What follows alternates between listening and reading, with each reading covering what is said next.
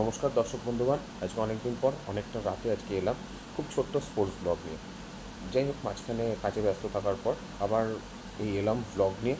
তো এবার থেকে আমি চেষ্টা করব রেগুলার আপডেটেড ব্লগ আনার এবং আপনাদেরকে আরও আপডেটেড তথ্য দেওয়ার। তো আজকে কিছু ক্রিকেটের খবর থাকবে, ফুটবলের কালকে আবার নতুন ব্লগ আসবে ফুটবল এবং the greatest show on the earth Olympics নিয়ে, এবং ক্রিকেটেরও আজকে ছোট্ট ব্লগ আছে, যেহেতু ব্লগটাকে আমাকে কন্টিনিউ শুরু করতে হবে এবং আমিও ঠিক করেছি এটাকে যাতে আমি আপডেটেড রাখতে পারি। এবং সবার প্রথমে একটা যে খবর জিনিস জানে যে আমার এই স্পোর্টস ব্লগ আপনাদের দর্শক বন্ধুদের কাছে অনেকটাই সাড়া জাগিয়েছে, একটু হলেও, বেশি না হয়তো একটু হলেও সাড়া জাগিয়েছে। আশা করি এইটাই আরও বেশি মাত্রায় হবে এবং আপনাদের সহযোগিতা এবং ভালোবাসার দ্বারা আমি আরও অনেকটা এগিয়ে যেতে পারবো এবং আমিও নিজেকে অনেকটাই আপডেটেড করে আপনাদেরকে প্রেজেন্টেশন আমি দিতে পারবো। তো এবার আসছি প্রথমে আমি ক্রিকেটের কথায়। ক্রিকেটে হচ্ছে প্রথমে আছে মহিলা ক্রিকেটে Asia Asia cricket cup already শুরু হয়ে গেছে। তো ভারতীয় ক্রিকেট দল এই পরশুদিন পাকিস্তান মহিলা ক্রিকেট দলকে 9 উইকেটে পরাজিত করেছে।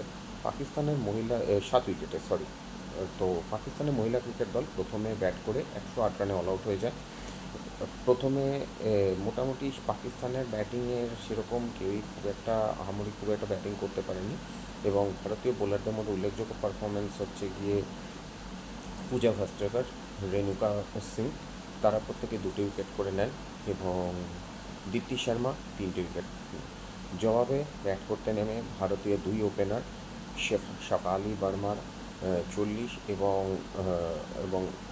স্মৃতি মান্ধানার 45 ওপর ভর করে প্রথম উইকেটে 93 রানের পার্টনারশিপ হয়ে যায়। এরপরে ডায়লান হেমলতার উইকেটটা হারিয়ে 3 উইকেট হারিয়ে 14 ওভার 1 বলেই জয়ের জন্য যে রানটি দরকার ছিল সেটা ভারতীয় মহিলা ক্রিকেট দল খুব অনায়াসে সেই জয়টি তুলে নেয়। এরপরে আজকে ভারতীয় মহিলা ক্রিকেট দল ইউএইকে 78 রানে পরাজিত করেছে। প্রথমে ব্যাট করে ভারতীয় মহিলা ক্রিকেট দল 201 রান তোলে এবং সেটি তোলে 5 উইকেটের বিনিময়ে।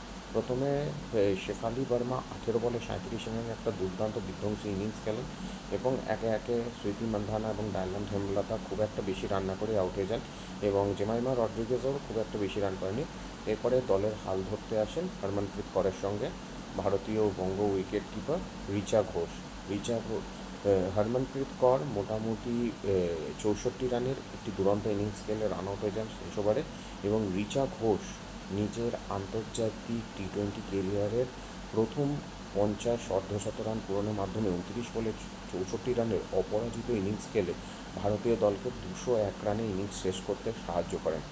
এর জবাবে মহিলা ক্রিকেট দল খুব একটা বেশি প্রতিরোধ গড়ে তুলতে পারেনি। তারা নির্ধারিত 20 ওভারে 7 উইকেটের বিনিময়ে 123 রানে তারা তাদের ইনিংসের সমাপ্তি ঘোষণা করেন এবং 78 রানে জয়লাভ করেন। এর পরের ম্যাচ ভারতের মহিলা ক্রিকেট দলের নেপালের সঙ্গে। তো এই হচ্ছে গিয়ে মহিলা ক্রিকেট দলের আপডেট। আর স্পোর্টসের মধ্যে পুরুষ ক্রিকেট দলের আজকে যেটা হয়েছে, 241 রানে ইংল্যান্ড ক্রিকেট দল ওয়েস্ট ইন্ডিজ ক্রিকেট দলকে দ্বিতীয় টেস্টে পরাজিত করেছে 241 রানে। প্রথমে ব্যাট করে ইংল্যান্ড ক্রিকেট দলের সংগৃহীত রান ছিল 416। জবাবে প্রথম ইনিংসে ওয়েস্ট ইন্ডিজ লিড নিয়ে রান করে 447। তার জবাবে ইংল্যান্ড আজকে তাদের দ্বিতীয় ইনিংস 456 রানে শেষ হয় এবং সেকেন্ড ইনিংসে খুব একটা বেশি প্রতিরোধ 425 রানে শেষ হয়ে যায় এবং খুব একটা প্রতিরোধ ওয়েস্ট ইন্ডিজের ব্যাটসম্যানরা প্রতিরোধ গড়ে তুলতে পারেনি এবং 143 রানে তাদের দ্বিতীয় ইনিংস শেষ হওয়ার সাথে সাথে 241 রানে পরাজিত হয়। উল্লেখযোগ্য রান করেছে একমাত্র ওয়েস্ট ইন্ডিজের মধ্যে ক্রেগ ব্র্যাথওয়ে 47 রান এবং জেসন হোল্ডারের 32 রান এবং বশির 5 উইকেট নিয়ে দ্বিতীয় ইনিংসের সর্বোচ্চ উইকেট শিকারী হন। এছাড়া তো এবার ফুটবলের আপডেটে অনেক ট্রান্সফার নিউজ নিয়ে আসবে, বিশেষ করে দল বদলের বাজারে আমাদের যদি ভারতীয় ফুটবলের ব্যাপারে যদি দেখা যায়, তো আগেই বলেছিলাম মোহনবাগান ইস্ট বেঙ্গলের পাশাপাশি মোহামেডানও এবারে আইএসএলে নামতে চলেছে। তো মোহামেডানও যথেষ্ট ব্যালেন্স টিম করেছে এবং এইবারে সারা জাগানো বিগত 4 বছর ধরে মোহনবাগানের যে আধিপত্য নিয়ে যে দল করেছিল পড়শি ক্লাব ইস্টবেঙ্গল, তার কাছে অনেকটাই নিষ্প্রভ ছিল। তো তাদের অভ্যন্তরীণ ম্যানেজমেন্টের জন্য, কিন্তু গত বছরে কলিঙ্গ কাপে দুরন্ত পারফরম্যান্সের জন্য এবং কার্লোস গুজরাতের যথেষ্ট ভালো কোচিংয়ের পারফরম্যান্সের জন্য ইস্টবেঙ্গল এএফসি কোয়ালিফায়ারের গ্রুপে যখন কোয়ালিফাই করে যাওয়ার পর এই বছর তারা একটি যে টিমটি যেটা তৈরি করেছে, বলা ভালো যে আইএসএলের অন্যতম কন্টেন্ডার টিম হিসেবে তারা কিন্তু এইবারের টিমটি তৈরি করেছে। যেমন কালকে শহরেই চলে এসেছিলো আইএসএলের গোল্ডেন বুট উইনার দিমিত্রি ডায়ামান্টিকিয়াস। তো অনেক দিন পর এবারে এবারে আমরা এইভাবে আশা করতে পারি, গতবার যেমন ফুটবলের সেরা তিনটি শিরোপা যেমন বাংলার ক্লাবগুলোর কাছেই ছিল, লিগ শিল্ড ছিল মোহনবাগানের, সুপার কাপ ছিল ইস্টবেঙ্গলের এবং হাই লিগ চ্যাম্পিয়ন ছিল মোহামেডানের। কিন্তু এবারেও আশা করি বাংলার বাইরে সর্বভারতীয় কোনো ট্রফি তো যাবেই না, এবং আমরা এই এক্সপেকটেশনটা অ্যাজ এ বাঙালি হিসেবে আমরা এটা এখন রাখতেই পারি যে আমরা এএফসি কোয়ালিফায়ারও বাংলার দুই ক্লাব মোহনবাগান এবং ইস্টবেঙ্গল যথেষ্ট একটা মর্যাদাপূর্ণ একটা ফলাফল উপহার দেবে। তো দল বদলের সমস্ত আপডেটেড নিউজ নিয়ে আমরা কালকে আসবো, এবং ইস্টবেঙ্গল পরশু দিনের ম্যাচে জিকসন সিংকে পুলিশ এসির বিরুদ্ধে ম্যাচের আগে সংবর্ধনা নিয়ে তাকে বরণ করে নিয়েছেন। জিকসন সিংকে 4 বছরের চুক্তিতে 2.6 করোড়ে ইস্টবেঙ্গলে নেওয়া হয়েছে। সে হচ্ছে ডিফেন্সিভ ব্লকার এবং অ্যাটাকিং মিডফিল্ডার।